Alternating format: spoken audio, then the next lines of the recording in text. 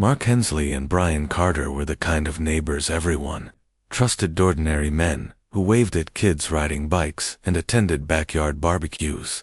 No one imagined they were hiding a nightmare inside a rusted white van. What they didn't know was that their darkest secret was being recorded, and those recordings would one day expose the evil they thought was invisible. You're watching Narrated Mysteries, where real stories of crime and tragedy are told in detail. Subscribe and join us as we uncover the darkest secrets hidden behind ordinary lives. Hensley and Brian Carter lived in a quiet suburban town that seemed untouched by the darker sides of life. The streets were lined with neatly trimmed hedges and houses that looked almost identical, each with a driveway and a lawn that showed pride in order and stability. Parents let their children play until sunset without worry, and neighbors often left their doors unlocked, confident in the belief that nothing bad could ever happen here.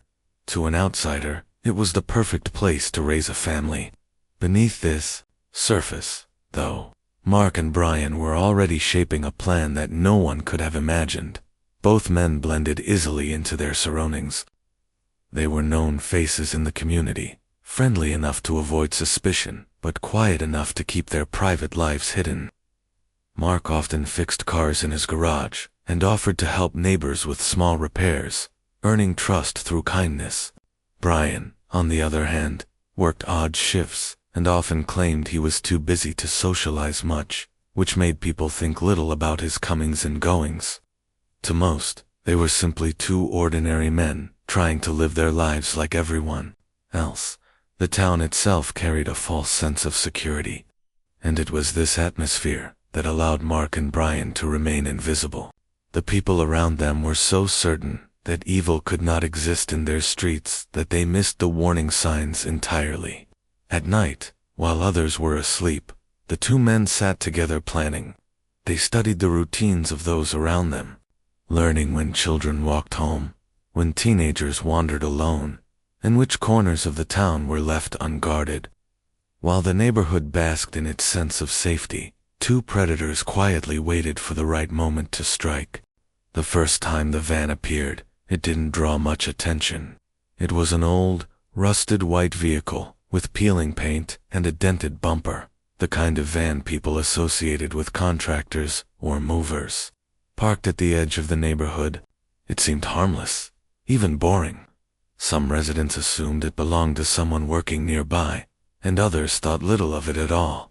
The van was a shadow in plain sight, existing on the fringe of the community without raising alarm. Mark and Brian had chosen it carefully.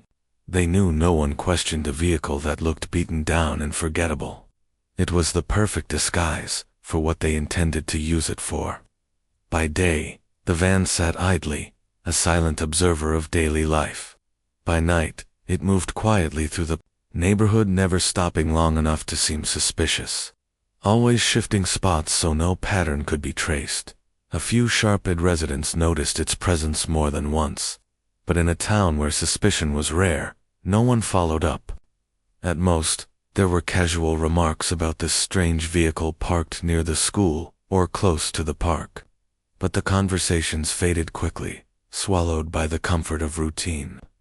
People wanted to believe nothing sinister could touch their safe world, and so they convinced themselves it didn't matter. Inside the van, however, was a different reality. Mark and Brian had outfitted it with blacked-out curtains and locks strong enough to hold against desperate hands. The inside smelled of oil and dust, but its purpose went far beyond transportation. It was their trap, their hidden cage, and no one suspected it. While children walked past on their way home and families drove by on errands, the van sat quietly, waiting for the moment its true role would begin. The quiet normalcy of the town shattered the evening. 17-year-old Emily Lawson vanished. She had stayed late after school for a study session, walking the familiar route home just as she had countless times before. The sun was low, casting long shadows across the sidewalks, and neighbors later recalled seeing her wave to a friend before turning down her street. That was the last time anyone saw her. When she didn't arrive home, her parents at first assumed she had lingered with classmates, An hour passed, then two, and unease grew into panic. By nightfall, search efforts were underway, with neighbors, teachers, and police combing the streets in desperate hope of finding her. Posters with her photo were printed within days. They appeared on lampposts, at bus stops, in shop windows. Emily's disappearance unsettled everyone, cracking the illusion of safety that had defined the town for so long. Parents stopped letting children roam freely. Doors that had once been left open were now locked tight, and conversations shifted from cheerful chatter to whispered fears. Police patrols increased, and news reporters swarmed the area, eager to cover the story of the missing teenager. Despite the intense search, Emily seemed to have vanished into thin air. Every field was checked, every alleyway scanned, and every lead followed, but nothing surfaced. Behind the scenes, Mark and Brian were calm, their lives unchanged on the surface. They even joined a community search once, pretending to care, pretending to help. No one noticed how carefully they avoided certain areas, or how quickly they slipped away when attention shifted. The truth was that Emily hadn't disappeared at all. She was hidden within the walls of the van that everyone had ignored. Her cries were swallowed by thick insulation, her pounding fists muted by soundproof lining. She was close, painfully close, yet invisible to everyone who searched. Emily remained trapped in the van, even as the search for her unfolded just beyond its walls. Mark and Brian had thought through every detail. The vehicle was their disguise, but also their prison.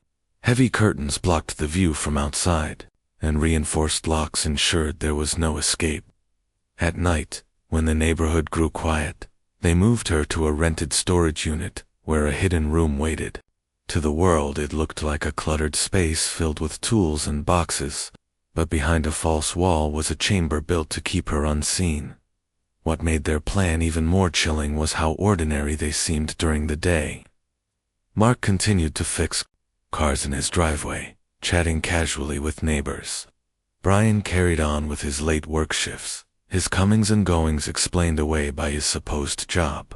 Their ability to blend in made them nearly invisible to suspicion.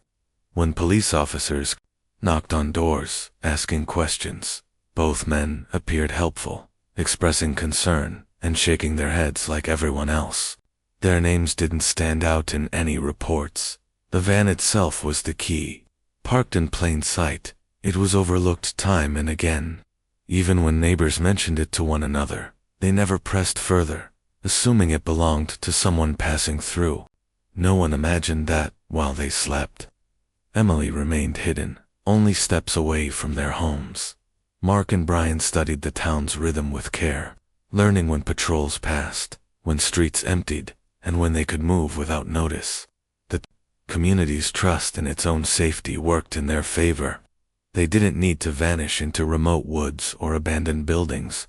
They hid in the middle of everything, confident that no one would ever look closely enough to see the truth. It was a small detail that almost went unnoticed, the kind of thing most people would dismiss as background noise. A homeowner across the street had recently installed a new security camera. One evening, while reviewing footage to check for stray animals in his yard, he caught something strange. At first it sounded like static, a faint distortion buried in the hum of night. But when he turned the volume up, the noise grew clearer. There were muffled sounds, irregular thumps, and what seemed like distant cries that cut through the silence for only a few seconds, before vanishing again. The man assumed it might have been the wind, or perhaps the television inside his own house, bleeding through. Still, the timing unsettled him. The noises coincided with the sight of the rusty white van parked in front of his property, its headlights briefly flashing as if someone had been moving inside. He didn't think much of it in that moment and moved on with his day, unaware of how close he was to uncovering the truth. Elsewhere, the van continued its quiet routine, shifting locations, never staying too long in one place. Each move erased suspicion before it could grow. What the security camera had captured was not static or interference, it was Emily. slamming her fists against the van walls, her voice strained from days of screaming for help. She had found a brief window where her cries escaped into the night, reaching the outside world for the first time since she was taken. But no one connected the dots. The clip was left sitting in a digital folder, never shared with the police. It was a fragment of truth buried in hours of recordings, a desperate signal that went unheard, allowing Mark and Brian to continue their game unnoticed. The whispers about the van grew louder after Emily's disappearance.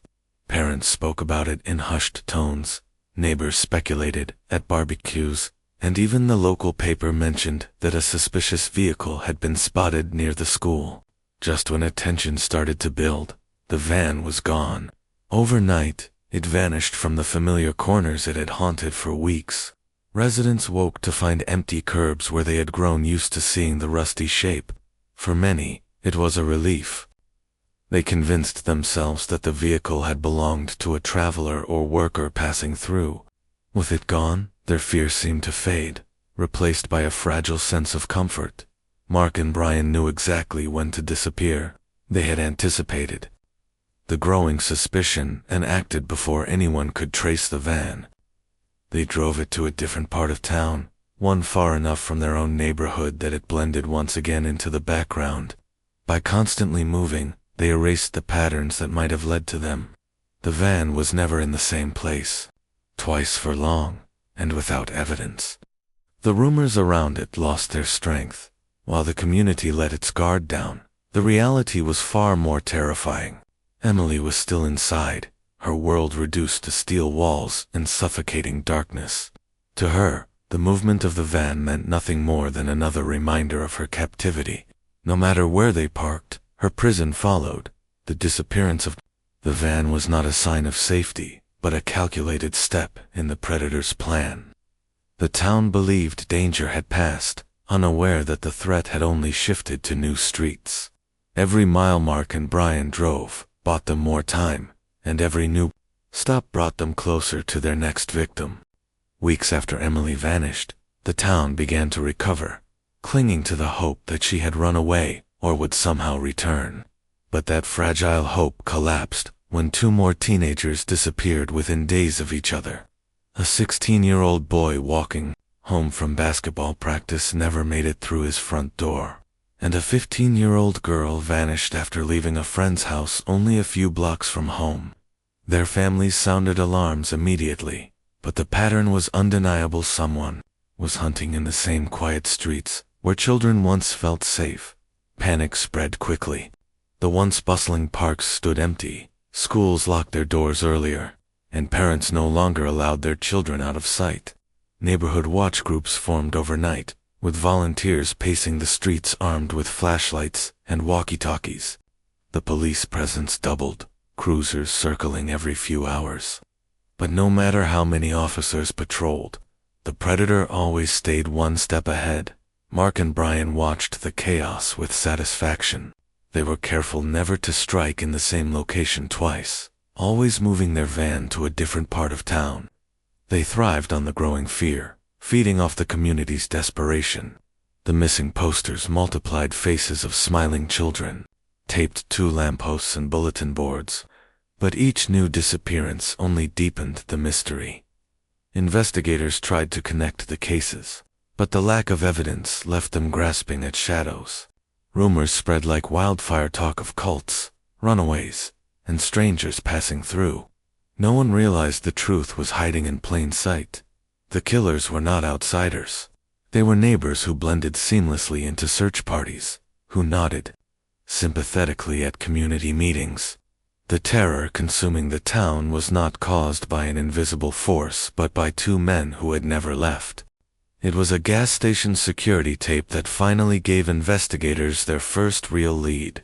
The footage showed the van pulling in just after midnight, its headlights cutting across the empty lot before stopping at a far corner near the dumpsters. At first glance, the recording looked ordinary. Two men stepped out, fueled the vehicle, and went inside to buy snacks. They appeared calm, unhurried, blending in like any late-night customers. But as detectives replayed the video frame by frame, Something small and haunting revealed itself on the passenger side window, barely visible through a layer of condensation. A hand pressed against the glass. It was small and pale, the fingers splayed as if reaching outward. For a split second, the image held before the hand was yanked back into the darkness. The moment was so fleeting that even the clerk working that night had never noticed. Without careful review, it might have been dismissed as a trick of light, or a smear on the glass. But the detectives knew better. This was no illusion. The discovery electrified the investigation. For the first time, they had undeniable proof that the van was connected to the missing teenagers. The footage was grainy, the license plate too blurred to make out, but the sight of the trapped hand changed everything. It confirmed what many feared. The children were not runaways. They were captives. Despite this breakthrough, frustration quickly set in. By the time police scoured the surrounding area, the van was gone without a trace. Witnesses recalled nothing unusual, no loud noises, or strange movements. The predators had once again slipped through unnoticed, leaving behind only a few seconds of chilling evidence. Still, the image of that desperate hand pressed against the window lingered, proof that the victims were alive, at least for now. The breakthrough came when investigators traced the van to a self-storage facility on the outskirts of town. The rental records led them to a unit registered under a false name, but surveillance cameras confirmed it was visited frequently by the same vehicle seen at the gas station. Detectives moved quickly, securing a warrant to search the space.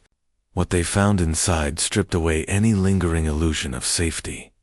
The storage unit appeared ordinary at first, glance boxes stacked neatly, tools scattered on shelves, and tarps covering random items. But as officers tapped along the walls, one section gave a hollow echo. Behind a sheet of plywood was a hidden door. Forcing it open revealed a narrow passage leading to a concealed room. The space was lined with soundproof insulation, the walls padded to trap every cry and scream. A single light bulb hung from the ceiling, casting a dim, yellow glow over the disturbing scene.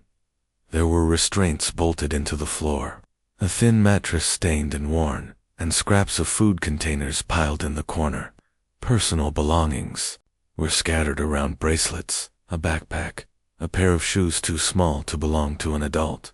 Each item told a silent story of the victims who had been kept there. The officers documenting the space felt the weight of what they had uncovered.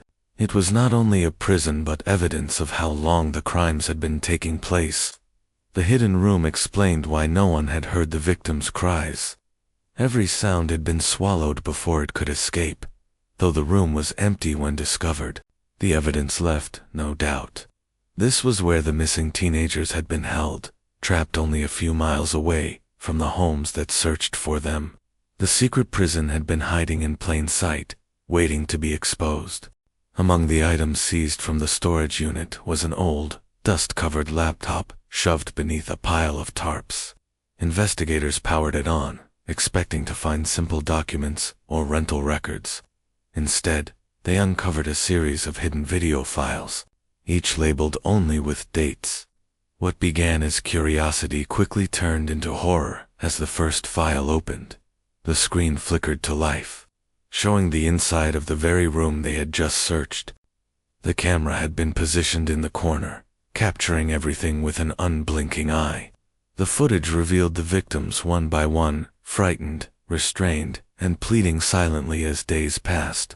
It was clear the kidnappers had recorded everything, documenting their crimes as though it were a project, rather than an atrocity. The files stretched back months, maybe longer. Cataloging each disappearance, the town had been grieving. The investigators were shaken by the calmness of the recordings. Mark and Brian appeared often, moving casually in and out of frame. They never wore masks, never tried to hide who they were. They laughed, ate, and talked to each other as if what they were doing was ordinary life. Their confidence was chilling. They seemed certain no one would ever see the footage. The laptop became the most damning piece of evidence yet. Every second captured was proof of the victim's suffering, proof of the men's guilt, and proof that the disappearances were not isolated incidents, but part of a larger pattern. What disturbed investigators most was the realization that these men had created their own downfall. By recording everything, they had documented the very evidence that would destroy them. Their arrogance, their desire to relive the crimes, had left behind a digital trail that could never be erased. Should I move on and expand Chapter 11, where the killers are finally unmasked as trusted neighbors?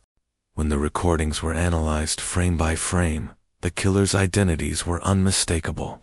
The faces on the screen belonged to Mark Hensley and Brian Carter, two men who had lived among the very people now grieving their children. It was a revelation that stunned the community. These were not outsiders, not drifters passing through. They were neighbors who had been part of the search efforts, who stood shoulder to shoulder with families as they hung missing posters, and who pretended to care while concealing the truth. Investigators reviewed the footage with growing disbelief. There was Mark, often seen in his driveway fixing cars for neighbors, now seen securing restraints and carrying supplies into the hidden room. There was Brian, the man who claimed long work shifts kept him away from social events, calmly walking past the camera with food for their captives. The normalcy of their public lives contrasted violently with the brutality caught on film. When their names were released, shock rippled through the town. Friends and neighbors refused to believe it at first, replaying memories of ordinary interactions. Mark had helped fix a neighbor's flat tire just weeks earlier. Brian had once donated to a school fundraiser. How could men so familiar, so ordinary, have been capable of something so monstrous? But the recordings left no room for denial. Every frame captured their faces with clarity, every act of cruelty tied directly to them. The trust they had carefully built over years crumbled in an instant. The community realized the nightmare had not come from outside, but had grown within, hidden behind friendly waves and polite smiles. The unmasking of Mark and Brian was more than the revelation of killers. It was the shattering of an illusion that evil could never live next door. Mark and Brian were arrested in the early hours of the morning, pulled from their homes before the neighborhood had even woken. The evidence was overwhelming. The recordings, the storage unit, and the van tied them to every missing teenager. Yet what shocked investigators most came not from what had already been seen, but from one final, unreleased video, buried deep within the laptop's files. This video was different from the rest. It did not show victims, nor did it capture the hidden room. Instead, it focused on the killers themselves. The camera was set on a tripod, pointed directly at their faces as they sat side by side, smiling into the lens. They spoke casually about their crimes, recounting how easy it had been to trick their community. They laughed about how neighbors trusted them, how no one questioned their presence at search parties, and how satisfying it was to remain unseen while being in full view. Their arrogance stripped from every word, they ended the recording with chilling confidence, boasting that no one would ever discover their secret. The footage was intended as a private trophy, a way to immortalize their success. What they never realized was that it would become the very evidence that sealed their fate. In court, the videos played for the jury in silence, the room heavy with the weight of every image. Families wept, neighbors stared in disbelief, and the killer's own words condemned them more powerfully than any testimony could. The verdict was inevitable. Both men were sentenced to life without parole. The recordings they had made for their own amusement became the chains that bound them forever. Their downfall was not the result of an outside force, but of their own pride. The evil secret they chose to document became the reason they could never escape.